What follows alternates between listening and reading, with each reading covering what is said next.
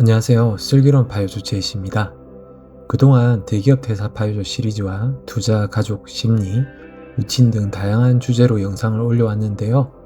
그만큼 구독자님들의 질문도 정말 다양했습니다. 그래서 오늘은 그 수많은 질문 중에서도 조회수와 댓글, 이메일을 통해 가장 자주 받은 8가지 질문을 모아 4개의 카테고리로 나눠 정리해서 답해 보려고 합니다. 각 주제마다 실제 제 경험과 숫자, 계획까지 풀어 드릴 테니 끝까지 시청하시면 바이오족을 꿈꾸시는 분들에게 도움 되실 거예요. 첫 번째 주제는 재정, 생활비, 투자입니다. 가장 많은 분들이 이 카테고리에 관심을 가져주셨는데요. 1. 4인 가족 파이어, 매달 생활비 얼마 필요한가요? 정답은 사람마다 다르지만 저희 가족 기준으로 말씀드릴게요. 매달 평균 생활비는 약 390만원 정도 사용하고 있습니다. 이 안에는 식비, 교육비, 통신비, 보험, 차량 유지비까지 모두 포함되어 있어요. 사치하지 않고 필요한 건 누리며 균형 잡힌 소비 습관이 바이어의 핵심입니다. 두 번째 질문은 바이어 하려면 월 현금 흐름이 얼마가 필요한가요? 입니다.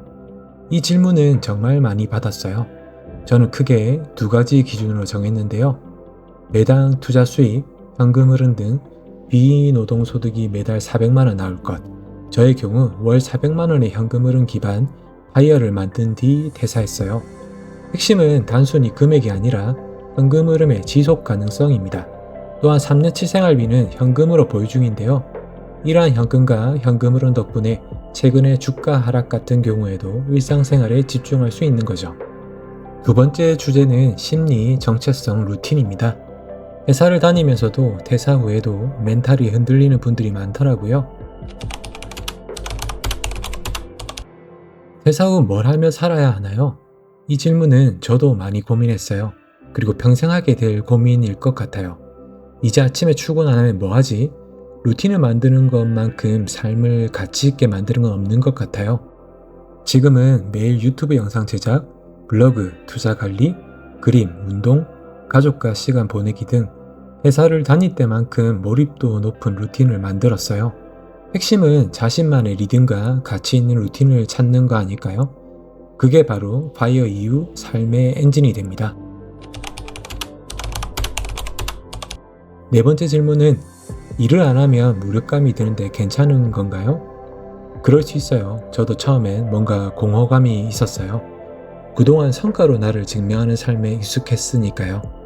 하지만 이제는 가정 자체가 의미 있는 삶으로 방향을 바꿨습니다. 나만의 기준으로 만족하고 매일 성장하는 삶이 더 오래갑니다. 그리고 누구나 퇴사하는 거니까요. 자산 관리만 성벽처럼 안전하게 유지할 수 있다면 퇴사 후의 삶도 나쁘지 않다고 봐요. 세 번째는 가장 민감한 주제죠. 바로 가족, 관계, 육아입니다. 다섯 번째 질문은 가족들이 바이어에 대해 어떻게 반응했나요? 입니다. 퇴사 얘기 처음 꺼냈을 때는 아내가 많이 걱정했어요. 진짜 괜찮은 거야? 애들은 어떻게 할 건데? 하지만 철저한 시뮬레이션과 대화가 있었기에 결국 아내가 가장 큰 지지를 보내줬고 지금은 누구보다 저의 바이어족 라이프를 지지해주는 우군이 되었죠. 바이어는 혼자만의 결정이 아닌 함께 가는 여정입니다. 여섯 번째 질문은 국민연금은 퇴사 후에도 계속 내야 하나요? 퇴사 후엔 회사가 내주던 국민연금의 절반도 이젠 본인이 100% 전액 납부해야 해요. 지역가입자 전환되고 소득이 있다면 그대로 부과되죠. 저는 국민연금을 10년 이상 납입해서 수령 기준액 충족되어 퇴사와 동시에 납입을 멈춰서 부담을 줄였고요. 아내는 이제 2년 정도 남아서 최저 기준으로 계속해서 불입 중이에요. 개인연금을 55세부터 50만원 수령할 수 있게 재직 동안 완납을 해서 연금에 대한 부담은 많이 줄었어요. 부담 없으신 분들이라면 국민연금 납입을 하는 걸 추천드려요. 다만 부담스럽다면 10년 납입은 완료하고 멈추는 게 좋을 것 같아요. 마지막 카테고리는 건강, 노후, 불안입니다. 퇴사 후 가장 많이 생기는 감정이기도 하죠. 7번째 질문은 아프면 어떡하죠? 노후가 불안하지 않나요? 파이어는 조기 은퇴가 아니라 지속 가능한 인생 설계입니다. 저는 퇴사 전 제 이름의 종신보험을 완납했고요.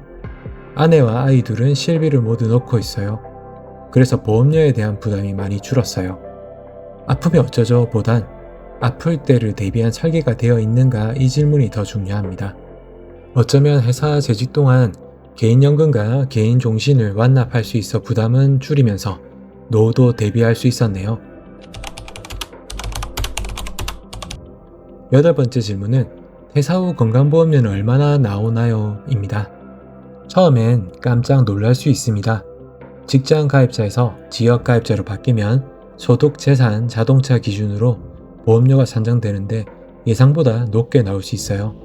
그럴 경우 퇴사 후 임의 가입을 3년간 지속할 수 있으니 회사 다닐 때 비용을 유지하는 것도 방법이고요. 저는 약 45만원에서 현재 15만원으로 오히려 30만원이 줄었어요. 올해 말 배당금 수령이 반영되면 건강보험료가 올라갈 것 같은데 제 명의와 아내 명의로 배당을 따로 받아서 해지하는 부분도 있고요. 다만 높아지는 건강보험료만큼 배당금을 많이 받으니 괜찮지 않나 생각해 봅니다. 그리고 보유 중인 차량 2대 중 1대는 퇴사와 동시에 팔아서 건강보험료를 줄이는 데 도움이 되었네요. 퇴사 전에 국민건강보험공단 홈페이지에서 재산을 입력하시면 건강보험료를 계산해 볼 수 있으니 미리 확인해 보세요. 오늘은 퇴사 10개월차 파이어족에게 구독자님들이 정말 많이 보내주신 질문 중 핵심 8가지를 정리해 보았습니다.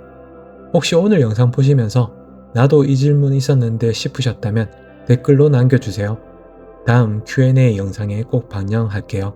그리고 구독과 좋아요, 알림 설정까지 하시면 슬기로운 파이어족의 리얼 파이어족 일상과 투자 정보를 손쉽게 받아볼 수 있지 않을까요?